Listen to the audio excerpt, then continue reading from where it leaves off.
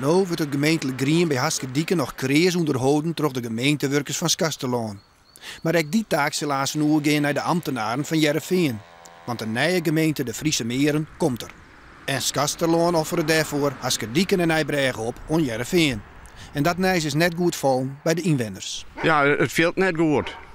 Nee, we weten het bleef mij. Teleurgesteld, ja, we hebben wat oors verwacht uiteindelijk. Martiaal Noor, maar ja, dat kind zou net kennen. Dan zie je hem daar nou bij Del. We lezen er nog net bij Del.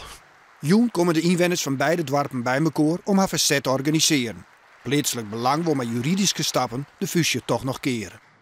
Ja, dat wordt het dan, hè. Dan wordt het keren uiteindelijk. Zo'n juridische wij is vaak duur en lang. Ga je hem die centen? Wij hebben dus betocht van de fusie het 3 miljoen kosten in de gemeente Skasterlaan. Als wij dan net mooi doen, dan kunnen we dat geld wel weer omkrijgen. Dus, en dat zou dan omrekend worden zo'n €50.000 op 600 burgers. Dus daar kun je een aardige juridische strijd vervoeren misschien wel. Hè? En die willen helemaal omgaan. En die willen wij dan wel omgaan, ja.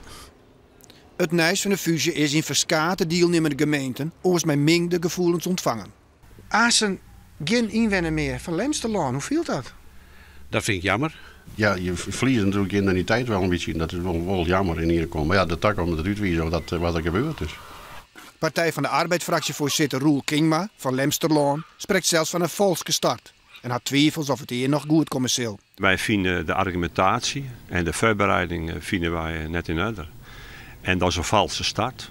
Maar nou al spul met elkaar. Kun je dan op den duur daar wel in gemeentelijk bestuur mee vormen? Ja, nogmaals, het moet. En we moeten zo... Dat je het net van heten. Nee. Dus er moet nog heel wat wetter terug de zee. Wil dit goed komen? Ja, maar het komt wel goed. Het moet goed komen, dan ben je maar onze inwoners verplicht.